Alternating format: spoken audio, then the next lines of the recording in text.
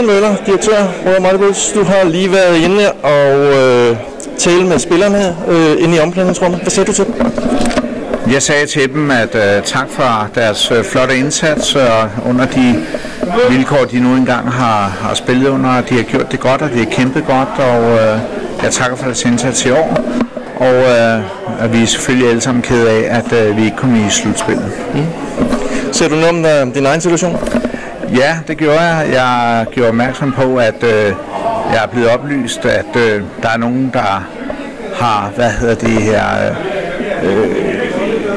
overtaget eller fået flertal af anparterne i klubben og har lyst til at gå nogle nye veje, og det synes jeg lyder rigtig spændende og rigtig interessant, og de har spurgt, om jeg vil være med, og jeg har takket pænt nej, og jeg siger, nu har jeg været her i 8 år, og nu føler jeg, at nu er der andre, der gerne må tage stafetten op, og så jeg takker pænt nej, og så vil jeg i hvert fald støtte dem og hjælpe dem på alle mulige måder, og der er ikke noget dramatik eller noget i det her. Altså, det er efter 8 år, eller knap 8 år, så er det helt fair. Jeg synes, det er også i orden, at nu kommer der nogen og vil prøve noget nyt.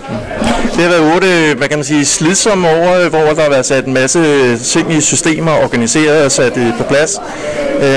Er det ikke en slags livsværk, du måske har gjort her, og som du nu må overlade til andre?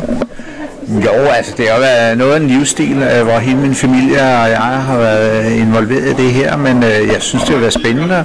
Og altså, hvis det var mere anden virksomhed, så har man nok blevet skrigende bort, men det her, det er jo ishockeyen. Jeg holder virkelig meget af Rødovre og ishockeyen, og jeg synes, det har været spændende.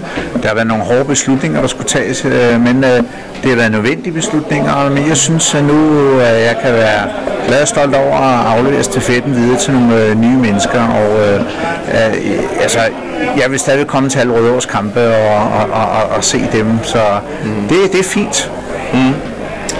Nu ved vi jo selv sagt ikke endnu, hvem der kommer til at tegne den nye ledelse, men hvis du skulle give et råd til den nye kommende direktør her, hvad skulle det så være?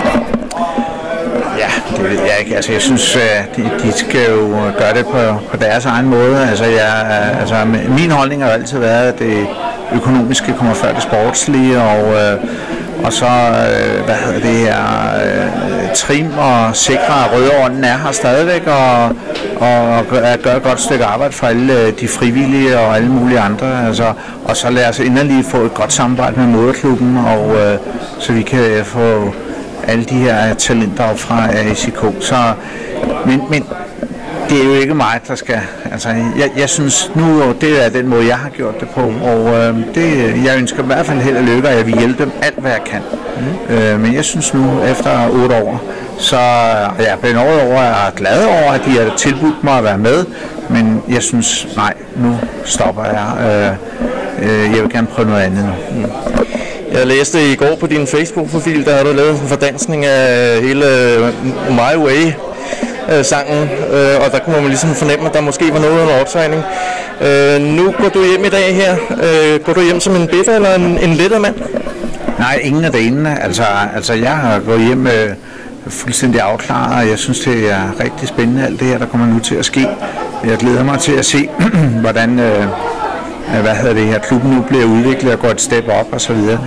Nej, tværtimod, jeg er ikke bitter eller noget, og jeg er heller ikke lettet. Altså, jeg vil i det omfang, at de spørger mig om min hjælp eller noget andet, så vil jeg gå ind og hjælpe til, men nu til august, eller juli, tror jeg det er, så har jeg været her 8 år, og det må være tiden til nu at stoppe og give stafetten videre, og lad os få noget nytænkning og noget andet, og det er godt. Jeg har været glad for, at jeg har reddet klubben for en konkurs. Det har været hårdt, og det har ikke altid været populære beslutninger, men det har været mit lod. Men omvendt så synes jeg også, at vi har haft mange gode tider. Vi har vundet bronze, vi har blevet kåret som årets klub, da den første gang blev afviklet ishockey-awarden. Og jeg synes, vi har fået meget anerkendelse, hvor vi har været rundt, og samarbejdet med moderklubben er blevet unikt. Det er der også med Rødovre Kommune og DU og de 9 andre ligaklubber. Og det er jeg glad for, at jeg har fået skabt. Det var det vist ikke, for at sige det mildt, inden jeg tiltrådte. Så jo, jeg har afklaret. Jeg synes, det er rigtig godt, og det er rigtig spændende. Og jeg har valgt nu selv at sige, tak for den her gang. Og jeg skal stadig komme sammen med min hustru til alle kampene. Jeg tror, vi bliver de første, der kører nogle sæsonkort eller nogle webpladser, eller hvad ved jeg.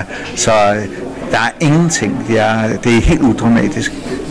Så hockeyen er stadigvæk, hockeyen-jordet er stadigvæk i dit hjerte? Ja, i den grad.